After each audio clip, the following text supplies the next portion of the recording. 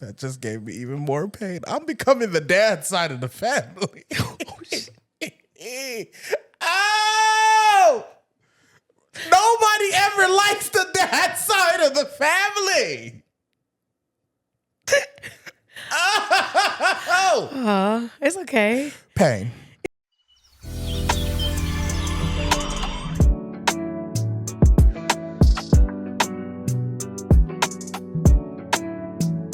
What's up, Growing Gang? We're back. Isn't that like a rap song too? I feel like She's back. That's what it is. It's not We're Back. It's She's Back. who is the she? It's got to be Sexy Red, I think. Is it? Yeah. Oh, I don't really listen to Sexy Red. I don't really. But what's up, everybody? Welcome back. We took a week off, but now we're back. Had to, get some good rest and relax. We weren't resting at all. I was just about to lie to y'all. We had a lot of stuff to do last weekend. We had Life was lifing. Not even just life was lifing. We had like wedding stuff to actually do. I was about to say, that gives like a negative connotation. Yeah, we had wedding life wasn't stuff to do lifing, but real. we had wedding stuff. Yeah, we had a lot of wedding stuff to do, and we didn't have time to record, and I didn't have time to edit, so we just decided to scrap the episode for last week. Gave y'all an opportunity to catch up as well. So I hope y'all caught up now. Welcome back to the Growing Gang podcast. Oh, not the Growing Gang podcast. Welcome back to Growing Together. I'm so used to saying Growing Gang, but welcome back to Growing Together. As always, like, comment, share, subscribe. We appreciate the support so far. The last TikTok been blowing up, so shout out to you, social media manager and whatnot. I'm screaming. Listen, when you have a conversation about Bow Wow, people are going to flock. Okay. That's how important. I walked right into that one. Yes, you did. I walked That's how right important into that this one. man has been to our childhood. He's all right. Just I still can't get over how I don't see how you can hate I from outside of the club. Oh God. You can't even get in. I can't get over Boward Woward. That's the one I can't get over. I think the funniest part is that like other people are in the comments also calling him Boward Woward. Yeah, no. Like that's a thing. Dead. That's a thing. That's dead. But welcome back. My name is Ejiro. I'm Mel. And this is the Growing Together podcast where we talk about everything us, everything life, and everything going on. So how was your week? It was cool. Well, I guess the last 2 weeks technically. Yeah. We got 2 weeks to cover. So Yeah, it was cool. and in this situation, I feel like we're probably gonna have the same peak. Nope, I'm choosing to let you have it. Okay, I'll take it. I'm not even gonna fight it. I'll take it. My peak was actually my little cousin. I don't even know if I even told you this. It's crazy. She keeping secrets. I thought we were in a committed, transparent relationship. I'm gonna start with my don't piss me off. Everything about this. I'm gonna start with my don't piss me off. It's this moment. It's this moment. It's this moment right here.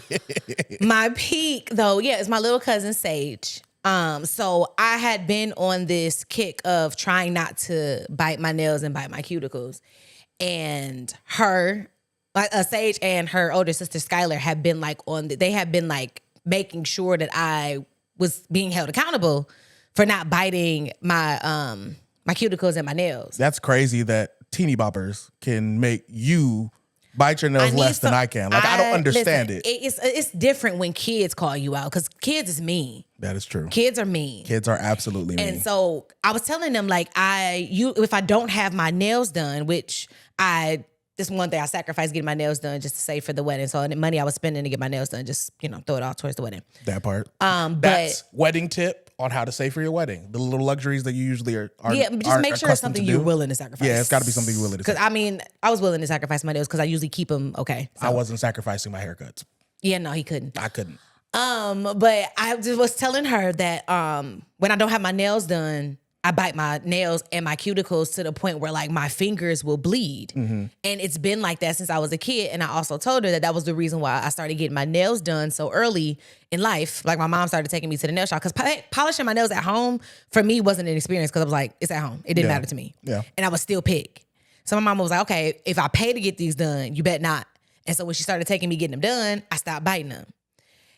This little girl texted me like maybe 2 weeks before it happened. Mm-hmm. And she asked me what my favorite color was. And I told her that my favorite color was red. And she was like, okay. And I was like, why? She was like, you'll see. I saw them in your car. Yes. I know where this is going. Wow. She got me press-ons. Little press-ons. Like the little French tip, but like instead of white, it was red. And all she knows I usually get the rhinestones and stuff on the nails. There's jewels that is on the so nails. thoughtful. And they're like about this length. Maybe a little bit shorter. Thoughtful. Wow. And so she knew the reason why I stopped getting my nails done. It was for, saving money. And so she bought them as press-ons so I could put them on and take them off and put them on and take them off to make sure I stopped biting my nails. Wow. Yeah, I got to send the buddy some V-Bucks for that. That's very thoughtful. Listen. That was very, very thoughtful. Wow. At 10 years old. That's a great peak. At 10 years old, man. If Bug is watching this or Che is watching this, y'all are raising some amazing kids. Oh, we been knew that, but this solidified it for me. They are the most caring and thoughtful amazing kids that I've ever met. The most mature. Like, they're great. They're amazing. I hope and pray that our kids end up being a fraction of the type of character that those kids have. Absolutely. They are so Shout great. out to y'all, man. Oh yeah, the buddies are gonna see this though because they watch. I think Skylar does. Yeah, so shout out to y'all, buddies. Love y'all. My valley was waking up to snow this morning. I am so tired. Like, I get it. I know this is Michigan and I know we can experience all 4 seasons in one day. However, it's been a long time since it's been this harsh. You going from 70, damn near 80, well, I ain't gonna say damn near 80, but like 75, 76 degree weather to the next day is 20, 30, like, and then we wake up to snow. Yeah. And I understand that where we live is part of the reason why we woke up to snow, because majority of the rest of the city had rain, like just freezing rain. Yeah. But damn, snow? And what's actually even worse about it is the fact that it's April. Bruh. Like, I understand it like mid-April. March, like it's mid-April and this is what we're getting. I'm not for that. Like, this is the orange Voldemort's fault. First of all, my grandma, I'm gonna just be like all the old folks. My grandma always used to say when something happened like this, the Lord is on his way back. Well, he's been on his way back for some years. Listen, the Lord been on his way back for about 30. How old am I? 30? Listen, the Lord been on his way for 30-some years. The Lord been on his way back since your grandma was born. You feel me? Because I'm pretty sure every time something happened, God is on his way back. He on his way. Mm-hmm. He on his way. Just come after the wedding, please. Hey, man. Hey, listen, even if he please. Hey, it's all right. Whenever he ready. You don't rush the Lord. I guess. But yeah, it's this snow. This waking up to snow today tripped me out. And I'm pretty sure probably next week it's gonna go back to being 60s, 70s, real nice, actual spring weather. Yeah. So whatever. We take it. And then my don't piss me off. My don't piss me off. My don't piss me off is, we're not gonna have a full conversation about this. So don't even respond after I say it. What? Just you'll know where I'm going. You'll hear it. Give me 2 seconds. Okay. My don't piss me off is the Republicans trying to pass the SAVE Act. I would really love to get the full experience of marriage and be able to change my last name while also not forfeiting my right to vote.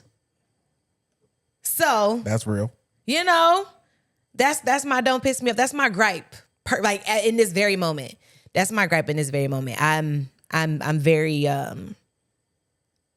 just irritated. And you would have expected, like, okay, well, if something that stupid gets past the House, it won't get past the Senate. Now, in this climate, amen. We don't fucking know what the hell is going on. Also, my other don't piss me off is finding out that damn near all of my Facebook friends didn't know exactly how tariffs worked.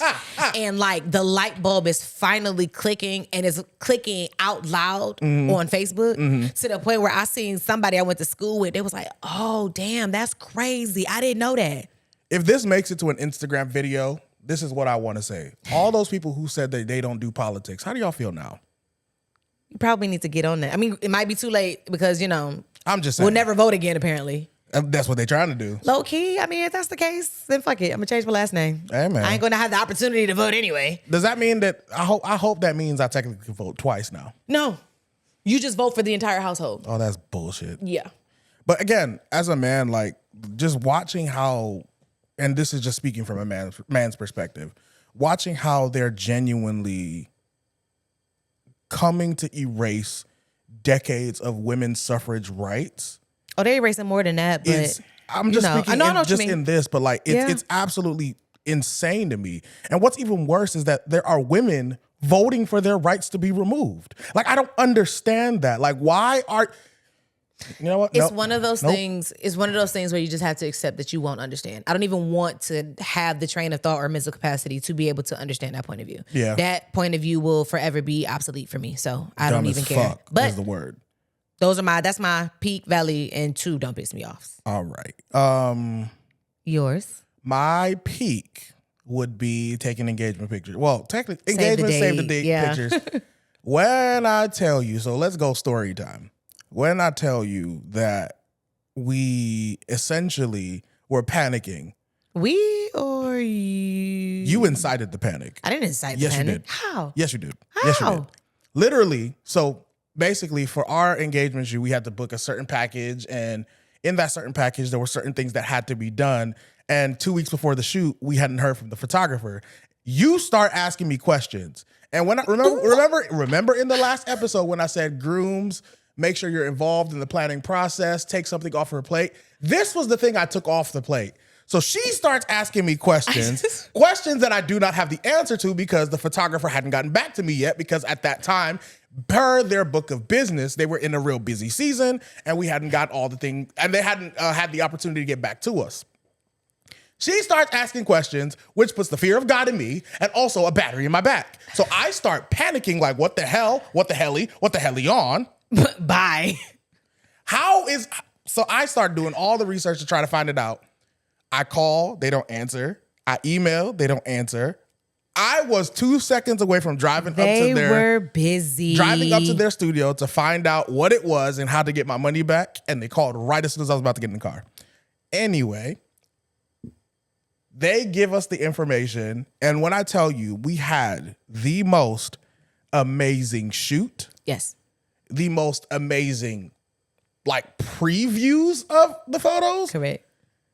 Shout out to Gabriel's Loft Photography. Yes, they deserve to be plugged. And I would hope that this gets makes into an Instagram clip too.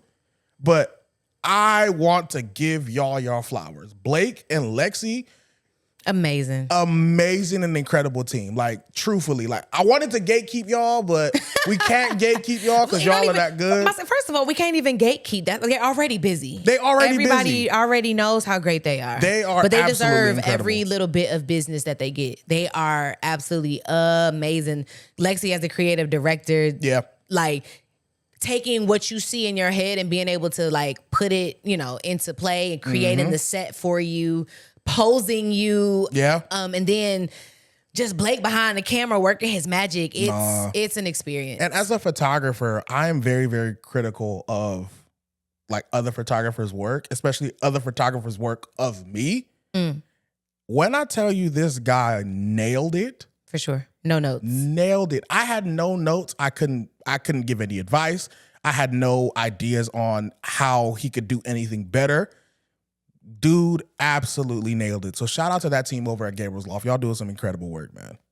So that's my peak. My valley is this damn dog. I don't know. Don't put my poochie No, on blast. He's getting put out there. Aww. So we had a neighbor move in, and this is our suspicion, that our neighbor moved in below us and they have a dog. A new puppy. Which to us now seems like that new puppy and the smell of that new puppy is triggering our dog to want to mark his territory. And he's just peeing all over the house again. I don't mind y'all, he's 5 and he's potty trained. He potty knows trained, knows what he's doing in the house. He knows that he's supposed to go outside, and it's frustrating. It's actually very frustrating. And if this is what kids are like, I don't want it, because it feels like we went through potty training regression. Because it doesn't make sense. Yeah. And this is the thing. He'll do it, know he did it, and go put himself in trouble. Yeah, he'll if you don't see him for a while and he's in his cage and you don't even see where he peed at, and you just walk in the room. If you walk into the room and he's in his cage and then he puts his head down to avoid eye contact, you know he peed somewhere in the house. And then we got to do the whole manhunt of trying to find where he peed at. Lately, he's been enjoying peeing in my bathroom. Better yours than mine. I hope he pees in yours next. No. I keep my door closed. Unlike somebody, I keep telling you to close your door. If you would actually close your door, you would literally be safe. Nah. Okay. See, and this is why he gonna continue to pee in your bathroom. Maybe. And my don't piss me off this week has to be Yeah, it's got to be the damn Republicans.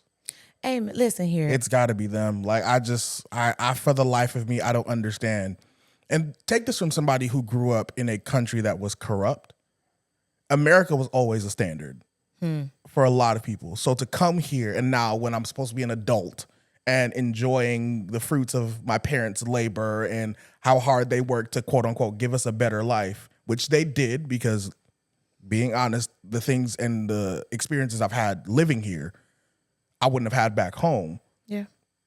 To see America essentially, for lack of a better word, crumble and being brought to its knees as a world superpower is absolutely scary. And if anything, heartbreaking and disappointing. So that's that on that. This is what 70 or 78 million of you voted for. So we're in the FAFO. Congratulations. We're in the FO of the FAFO. So we're gonna be finding out for a long time. Indeed. So with that being said, that leads us into our topic for this episode. All right. So last episode was the marriage episode. Mm-hmm. We just talked about my peak being the engagement picture, or save the dates, whatever.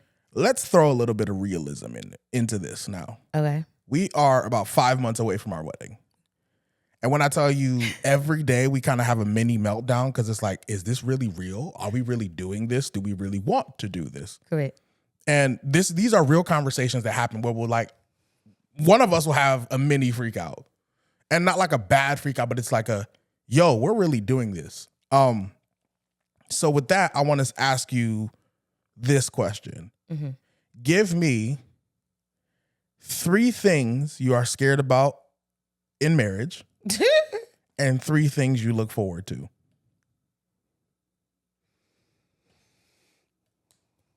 Mm-hmm. Mm. Yeah, we back to blind episodes for her. 3 okay, let's start with the 3 things I'm looking forward to. Okay. Because that'll probably be a lot easier. Mm-hmm. One of the things that I will say I am looking forward to is, I have to say that the first thing I would have to say that I'm looking forward to right now is the security of knowing that I have a partner.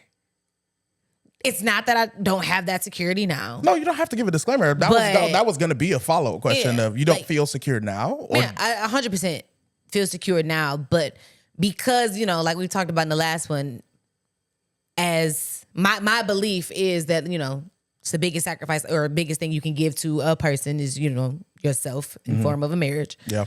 I'm looking forward to that covenant or that vow being made. Mm-hmm. What else? So I have to say that that's the first one. First thing I'm looking forward to. Okay. Is is that part. Security. I am looking forward to kids. I think that's a little self-explanatory, I guess. Why? I don't know. I just think that'd be so cool. What would be cool about it? More words. Being a mom. Aww. Having my own little, hopefully, I'm having my own little personal bestie. Like me and my mom. Annoying, but you said what? They're gonna be annoying. Oh, for sure. Me and my mom have always been close, and especially reflecting now on our relationship and how we've progressed, over my entire life. Yeah, I look forward to cultivating that same relationship because I see how happy it makes her for me to be an adult and her seeing me progress and be happy and find my own future and live my own life. Like, she's proud of what she made. Mm-hmm. I want to be proud of what I made. Like, I want to like for me, that helps her legacy live on. Mm-hmm. And then also outside of just my mom, I don't know. I'm just excited to be a mom. Like, I've never heard you say that. Wow. Yeah. I knew we wanted kids, but I've never heard you said that. Well, we've never had this actual discussion before. But what you have heard is I can't wait to have some little chunky, dark-skinned babies with your eyes. I say this all the time, and he'll be like, "No, I hope they have your eyes," but I really hope that they have his skin color and his eyes. Why? I'll explain why. Your skin tone is just chocolate. We love it here. Thank you. We love that. But your eyes are just soft and inviting. Like they are literally, they say like your eyes are a mirror to your soul. Like for you, because you are expressive, you actually see what you're thinking and what you're feeling through your eyes. And though that can be I'm gonna say a flaw, but though that can like, I have a terrible poker face. There we go. That's a better way to put it. But I don't know. And I just love your eyes. And to be able to see that like we made a little human being. Yeah. You know, and it got little pieces of us. Okay. I think they're so cute. I love that. And the last thing I'm looking forward to, I don't know, being childish forever with you. That's true, because we ain't never growing up. I don't want to grow up. We ain't never growing up. We ain't never growing up at all. Yeah, I don't know. We have a good time, and I'm excited to see how many more, or how many more good times that we have, God willing. And like just where life takes us. I'm really excited just for the future. And I'm not even a future person. Yeah, that's true. I mean, I done converted her, y'all. Well, with this relationship, yes. But like, it ties into the first thing I'm looking forward to. It has to do with the security of having a partner. Like, I feel like I can look forward to the future because, again, I can't control anything, but God willing, we have years upon years to spend together. So, yeah. The thing that I'm afraid of. Okay, let me do this. Let me do my 3 good. Okay, and amen. Then we can give you some time to think about. Please. So, one thing I'm looking forward to, and this might sound cliche, for those who know me, I enjoy making people's life easy. So, one thing I'm looking forward to being married to you is finding new ways to make your life easy. That's something I'm genuinely looking forward to every like literally. I even do that now. Correct. Another thing is like you said, I'm looking forward to being a father. There's something special about having a little us that I'm really excited for. Right? Like now seeing babies and then imagining what it would be like to have one of our own. Right. That's something I genuinely look forward to. And then also legacy. Legacy is a big thing for me, which I'm starting to also understand as I get older. Having our own legacy of our own family and really the blending of what our cultures looks like and doing that successfully is something that I'm really, really looking forward to. Like, okay. Are you getting emotional? Very. He about to cry. He think that he ain't gonna cry at the wedding. But I digress. Continue. What I'm understanding about myself, and I've been asking myself a lot of questions recently, is that you're really about to cry. I'm trying not to. One thing I'm understanding about myself recently is family matters to me in ways that I didn't realize it did.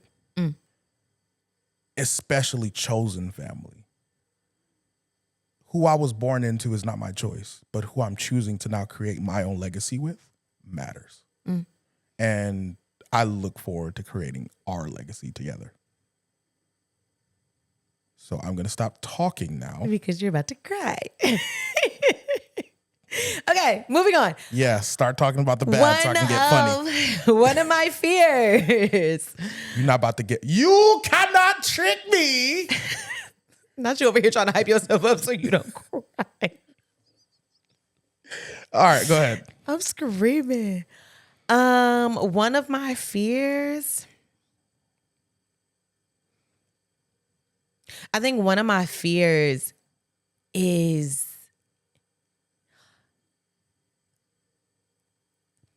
how do I put it? Because there's a simple way to put it, but I don't want it to be like it because my feelings are way more complex than the simple way to put it, if that makes sense. We have nothing but time. Expand on your words. Oh my Lord. I have a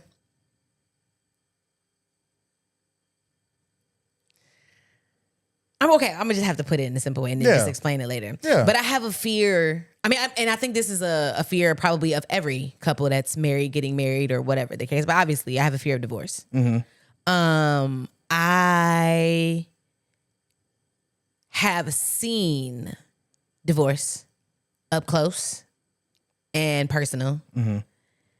I have felt the effects of a very nasty divorce up close and personal. Are you comfortable enough to talk about that a little bit more? What do you want to know? I guess it depends. What you're comfortable to give. I'm not going to volunteer information, so you have to tell me what you think you want me to say. What about the divorce scared you the most or shocked you the most? The fact that in the 2 divorces that I had seen. Are you comfortable to share who those divorces were? My mom and my dad and my grandma and my grandpa. Okay. The 2 divorces that I had saw up close, what scared me the most about them is how long they had been together and how it could just be thrown away so fast. Do you remember how long they had each been together? My parents were high school sweethearts and then also married for about 18 years, if I'm not mistaken. Okay. My grandparents, give or take, they were somewhere in between 40 to 50 years married. And I don't know how long they knew each other or were dating or whatever before then. But if I'm not mistaken, they were about 40 to 50 years. And were the reasons of divorce similar, anyway related, or do you not even know? They're pretty similar, you know. Both men cheated. And before you continue, I want to say that I'm asking these questions to pull the answer out of her. Oh yeah, because I would have never said any of this. I know these stories. So before y'all start coming in the comments saying, "Do y'all even know each other?" Fuck you. Dang, they ain't even do nothing. No, it's to the people who are going to do it anyway. No, because let's be real. Because people have already started watching that part of the episode and then commenting before they're even. We know what's going on here. All right, man. Fine. Yeah. Fuck you. Continue. Yeah. I mean, the men cheated. In both. But yeah, what I was originally going to say was it baffled me at the time, and it still baffles me as to how. Well, at least obviously because I felt the effects firsthand, but as the child and the grandchild, I'm not in either relationship. Yeah. So I don't know what technically or actually caused, like the specifics of what actually broke down either of those relationships. Yeah. But to me, looking at it, it looked like a sudden just throwaway, you know? And is your viewpoint still the same now? About what? So like you said, when you were going through it, it looked like a throwaway. But now, do you still think it's a throwaway? I still have no idea the details that were for my grandparents' divorce for real. As far as my parents are concerned, I don't think it was a sudden throwaway. I think it was a like a chronic or continuous breakdown, and then all of a sudden it was just like the dam broke.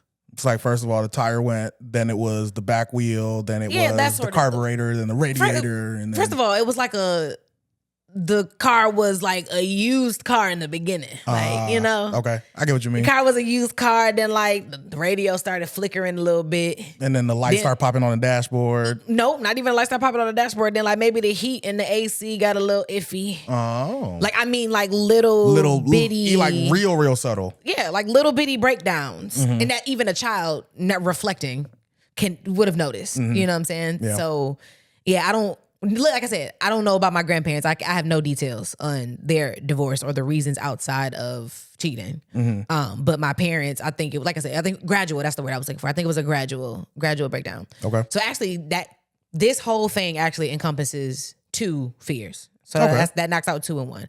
One is the fear of divorce, and number 2 would be the fear of falling into the same cycle. Ooh. So we've talked about divorce. Correct.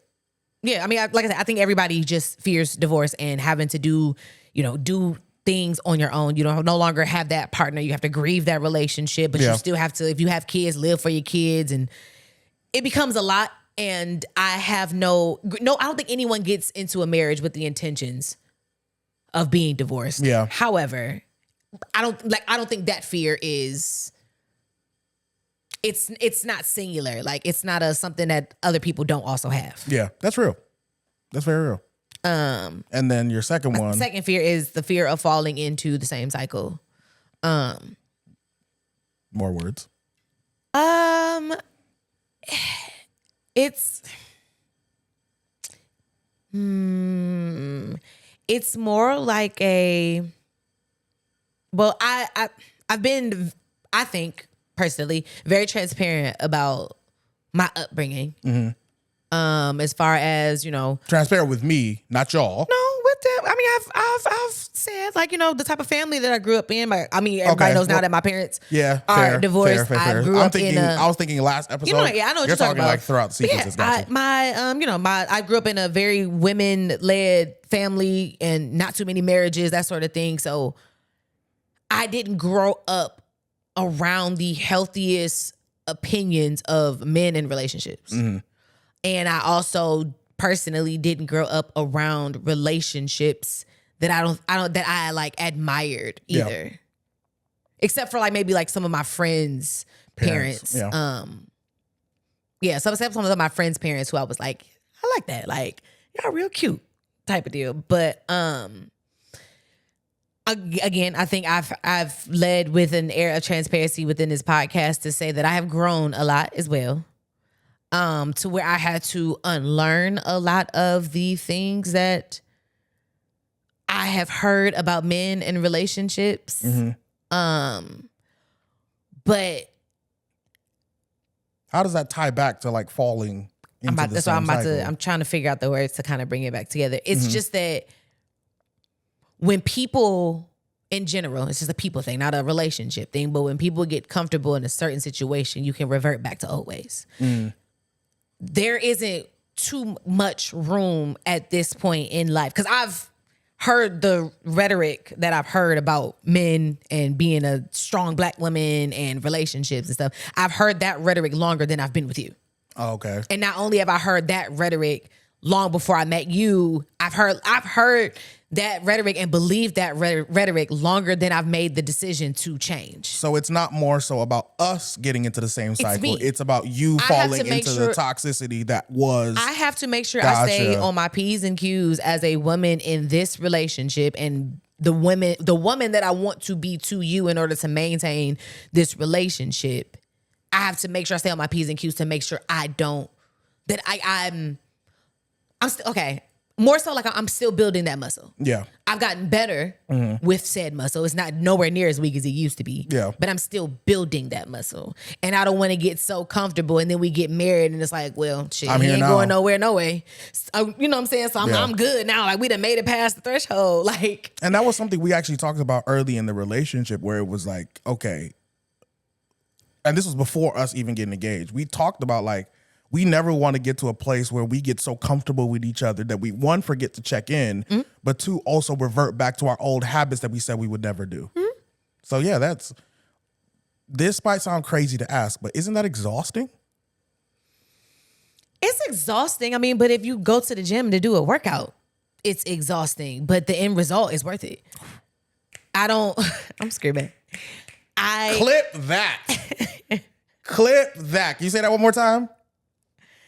No. All right. I'm trying to give her her moment here and give her her flowers in real time. But I appreciate it. But it's just, I know for a fact, right, that in building this muscle, yes, it might be mentally and emotionally exhausting, but we wouldn't be here about to get married and happily about to get married and happily in love if it got to the point where it was just like, I don't want to do this no more. This is exhausting.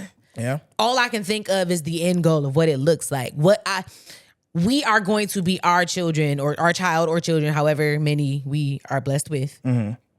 We're going to be their first love story. And when I think, anytime I might get too tired and I don't want to do, or I start thinking the same way, I think of, okay, I have been that child that was looking at my parents' relationship. When I think about what relationship I want our kid or kids to see, I have to be the one to help cultivate that. Are you about to cry again? No.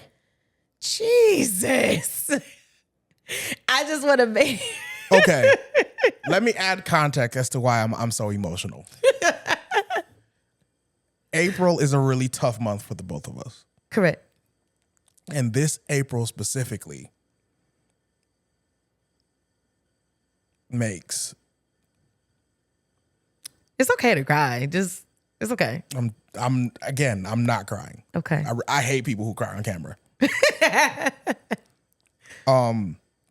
This April is really, really hard because we are 5 months away from the wedding, and this is no diss to my stepmom, and I'm calling her stepmom because I call her mom like that's my mom. The only reason the only difference between her and my mom is that she didn't birth me. She's not stepmom. She's bonus mom. Bonus mom. I didn't realize that it would hit me this hard, that I would be having a mother-son dance and she's not there. Correct. So, and her birthday is coming up too. Correct. You have a birthday that's coming it just passed. Yeah. So I am in a very, very emotionally vulnerable place. Wait, April's always a very emotional month for us. April's always really hard for us. And it's especially hard this time because we have such a big life moment coming up, and certain people aren't here to see it. All right, stop it. All right. So. Anywho, yeah. I want to make in building. Oh crap! There you go. In building that muscle, I know that I am creating, or I am forming myself into the woman and wife and mother that I want my kids to be able to look up to and be proud of when they look and see the type of woman, mother, and wife that I am, that they grow up with. Okay. So that's divorce. The divorce, fear of falling into old habits. And lastly.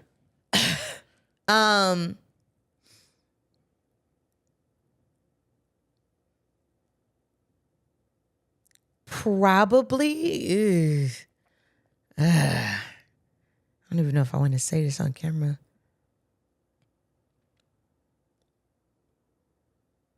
We'll put it like this.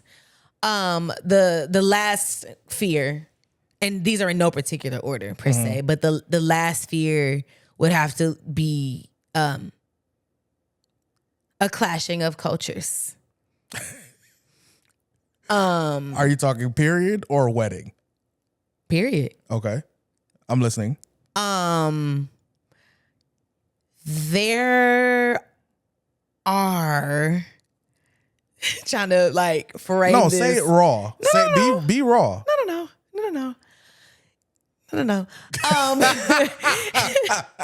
There are. Wait, so you're not being raw, not because I can't take it, but because of how it might come across? Yeah. Okay, go ahead.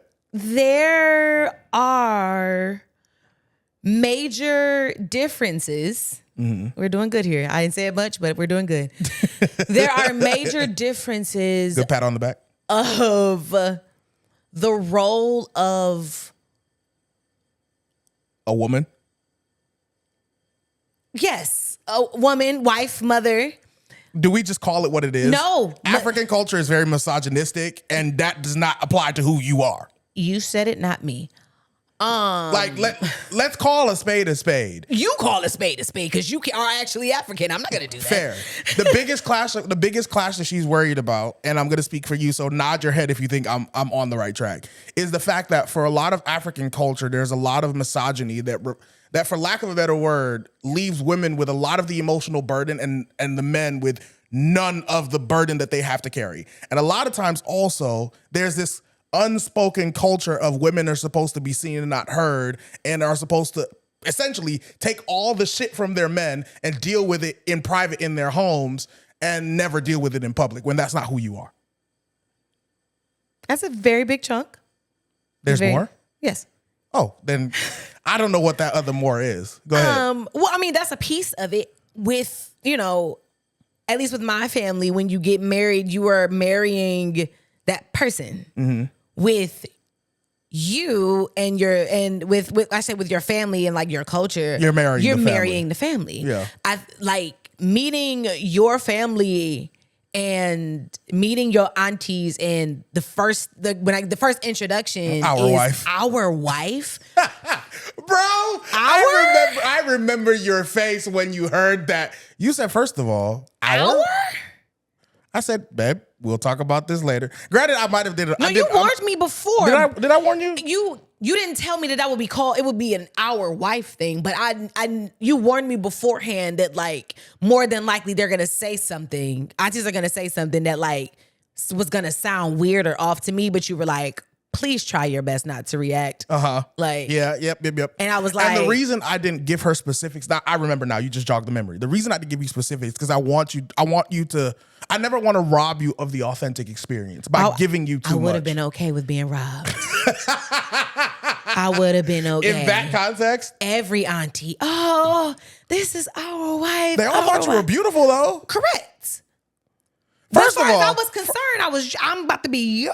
Remember that. And this is before we even engaged. Remember how Where's this they were all shocked that I got somebody pretty. Hey, that ain't my business, The man. disrespect some of y'all have.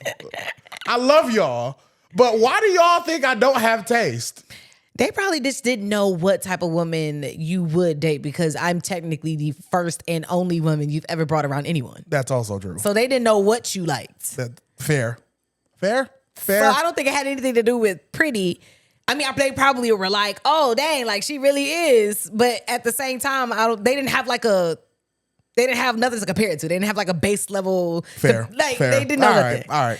But y'all get a pass for now. It's the culture thing. Mm-hmm. But it's on top of the two things you said. Like I said, it's also I'm marrying your family, mm-hmm. which is intimidating because we don't have the closest relationship to a lot of your family. Mm-hmm. I mean, hell, you don't have the closest relationships to your own family, and let alone, me coming in. It's a clash or the fear of like having to put on. I make it a point now in my adulthood. I don't code switch. Mm-hmm.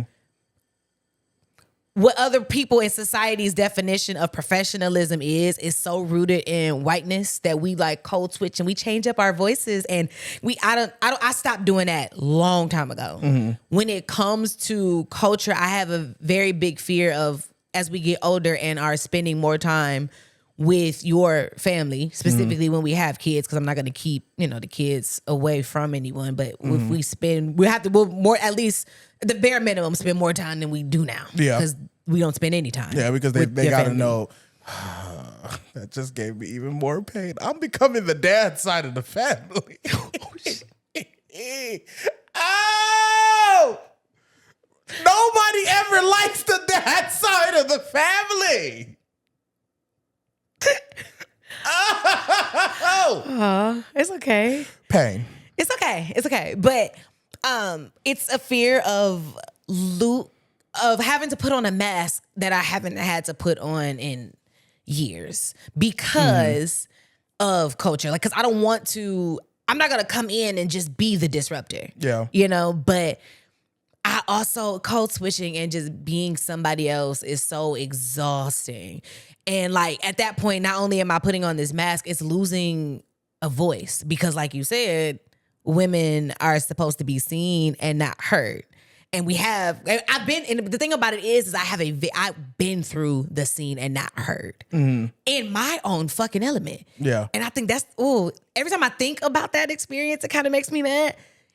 And I'm not gonna throw out no specifics because I don't want nobody figuring out exactly who this person is. But, well, hell, I can't. There's no way to word it without at least Nigerians figuring this out. What you mean? But when we were contracted and hired by a particular famous Nigerian in a entertainment profession, and we went to the rehearsal for for the event, and in the room with Nigerian men who are from and currently live in Nigeria. That was all good dudes, by the way.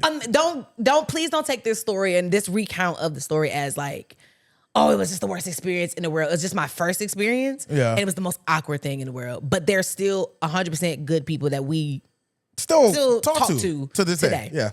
Yeah. But my first experience with them before they even talked to me, we were at the rehearsal, and any question that was asked specifically about me was asked to him. Yeah. While I'm standing right there. So the reason this your girl? Oh, this your wife. Oh, is she Nigerian? No. Is her mama Nigerian? No. Is her grandma Nigerian? No. Hold on. She's American. Oh, okay. And you marrying her? Mind you, y'all. Mind you. Standing right there. It's him. It's me. And then here in front of us is the person asking the questions. And I'm just standing there. And again, I know already that women in your culture are to be seen and not heard. So I chose not. The way it sounds really raw, but for lack of it felt raw. Yeah. It was extremely dismissive because at least up until this point, with the uncles and such that I've met, it's never been like that. I've been able to have conversations. Directly to you, yeah.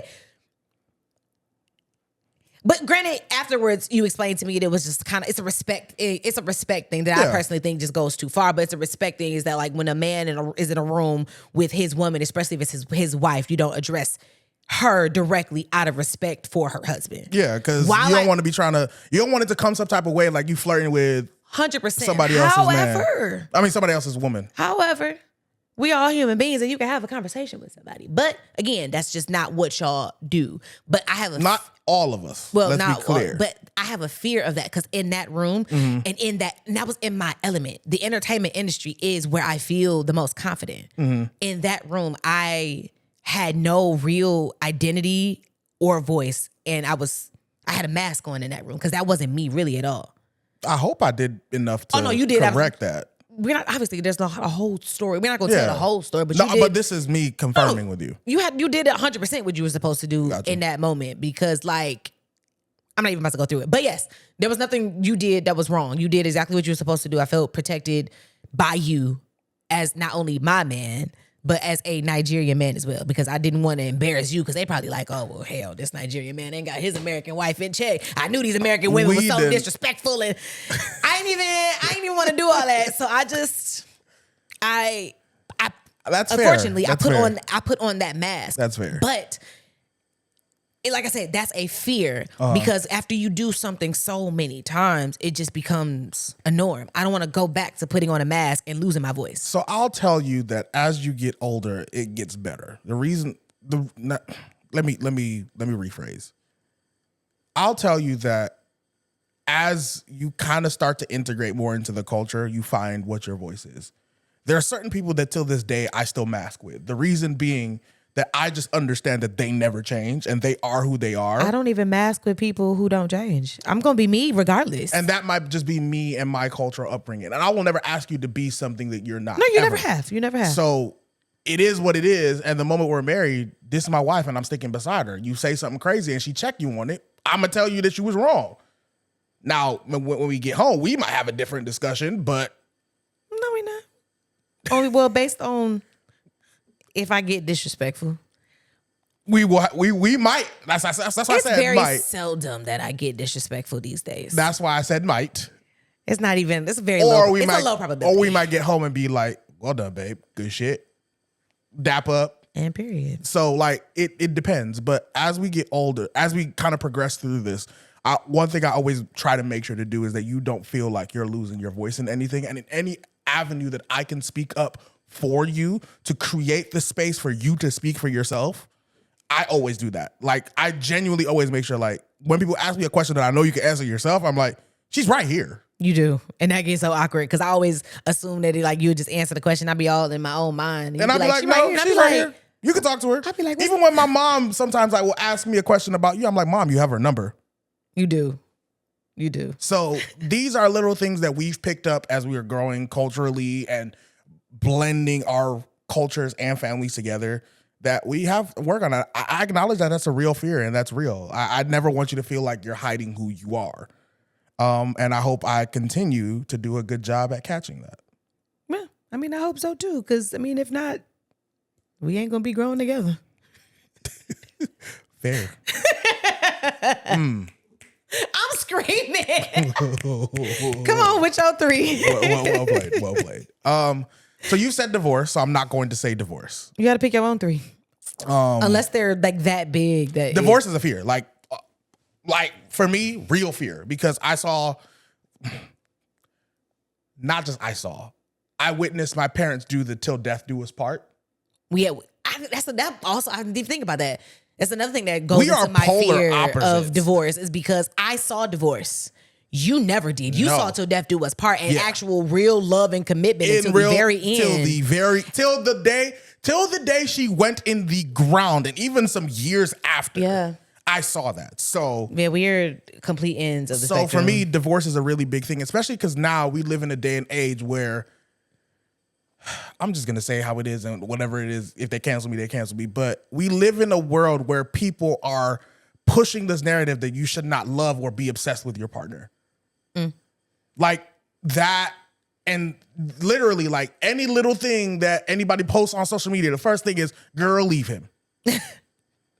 Like, you don't know any background about what they've gone through. You don't know any. Oh, it's for sure about to be some people based on the story about not having a voice. It'll be like, how would you put up with a Nigerian man? Listen, so. Oh my God, the horror stories. And it's like, bro. So that's one big thing. But yeah, you still got. So I'm not taking do another that. 3. Biggest fear is losing you. Like, not like losing you out of our relationship, but physically you not being in this world. I cannot imagine a world where I do not wake up next to you. I cannot imagine a world where you are not in it. I cannot imagine a world where you are not next to me. I cannot. That would break something in me that I wouldn't know how to fix. Yeah. Granted, if we had kids, I'd have to muscle through it, and with a lot of therapy and God's help, you have support. Pick up whatever pieces I can. Support. It's not even about having the support. I cannot fathom a universe where you are not present. And I refuse to live in a world where life is not brightened by your presence. Aww. I refuse. So God willing, losing you is a real. God willing, we're going to go like Ali and Noah on the Notebook, and it's going to be together in the bed holding hands. Listen, so that's literally one of my biggest fears in getting married, because yes, we're committed, but that till death do us part is very real for me. And so that's another way. That's a way how like death do us part can like negatively affect being able to see that. Yep. Wow. So when I say till death do us part, yes. Yeah, you mean it. I mean it. And then even when we part, I don't want to part. Yeah. Like,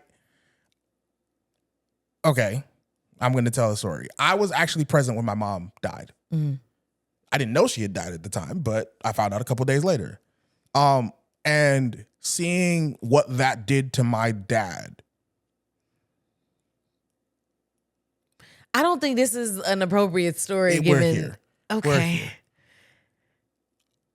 And seeing what that did to my dad and how that affected him emotionally, mentally. For a while, he was a bit of a shell of himself. Mm. But my siblings were really young, so they didn't really see it how I saw it. Seeing like how that broke him. And if you know my mom, and for those who know my mom was a giant, not just physically, but her presence alone. She controlled a room. She controlled people. She was a leader of people. And for him to see what was his rock and his anchor in life not be here anymore, I don't want to experience that pain. All right. And we're moving on. So, Jesus Christ. I said we're moving on. That's one thing. 2. Not about to get me. 2. Another thing. Okay.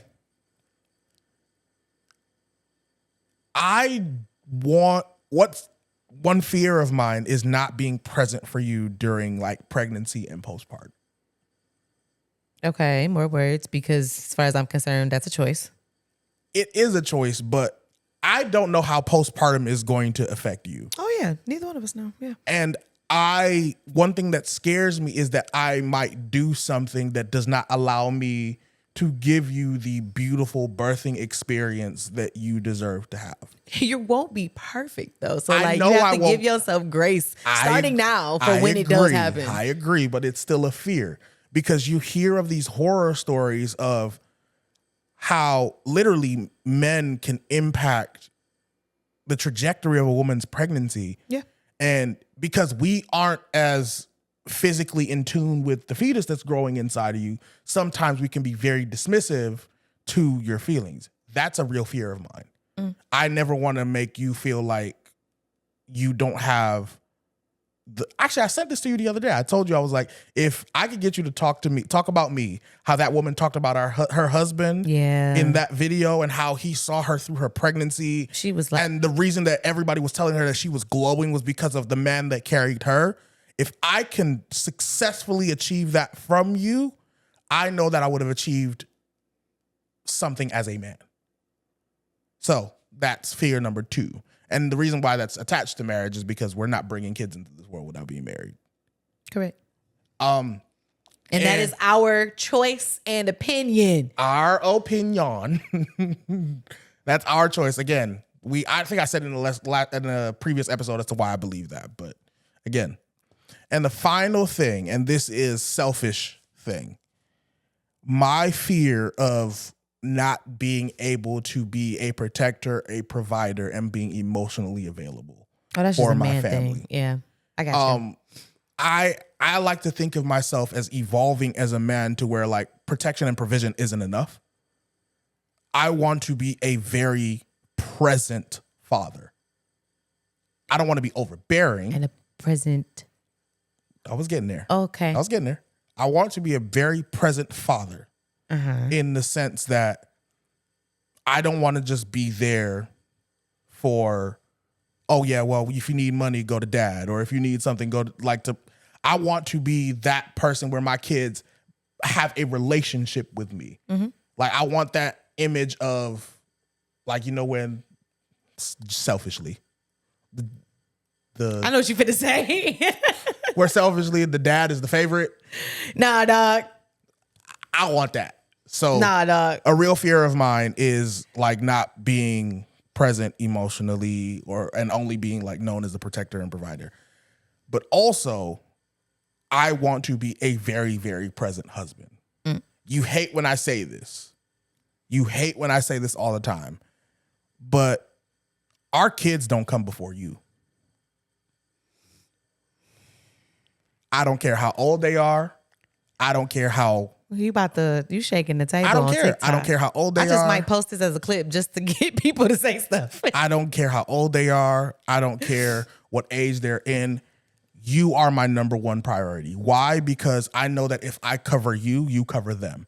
And we cover each other. Correct. But at some point, those kids, we're raising our kids essentially to leave us. We're raising them to be functioning adults. I do not want to lose the relationship that we have for the sake of those kids, because those kids are going to one day either grow up and hate us or grow up and leave. Or both. Or both, yeah. Or they grow up and leave in love. My commitment is to you. I never want to stop dating you. I never want us to get into a position where we get so wrapped up in family and kids' life that we genuinely forget what it's like to date and love each other. Yeah. Because that's one thing I've seen, and it scares me, that ruins relationships completely. Where like at the end of the day, they've literally come together, and after they've raised kids, they're trying to figure out who they are, if they still love each other.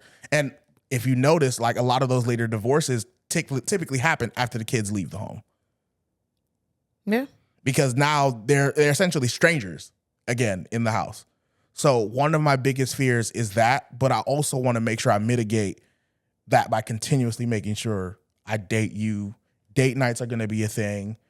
We dropping the kids off at grandma's and grandpa, and like we going to do what we got to do because you are the person I made the commitment to. They are a product of our love, but our love started with us.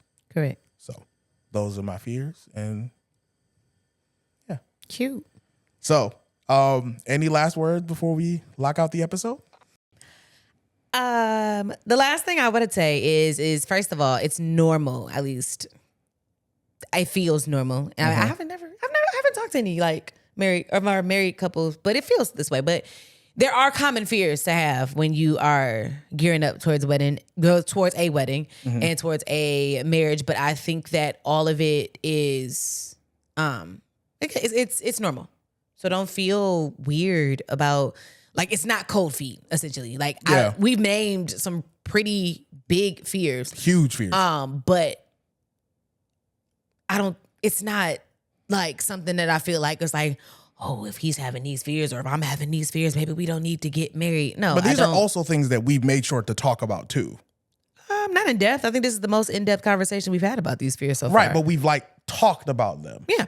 But the only reason we're going this deep in depth is because it's a podcast. Yeah. Like we know what it is. We've said what it is, but make sure that you do whatever you have to do to kind of ease those fears. You know what I'm saying? So for us, we are doing the premarital counseling. But we're doing Christian premarital counseling with my pastor, Pastor Breon Williams of Mount Hebrew Missionary Baptist Church. Shout out to my pastor. I love my pastor.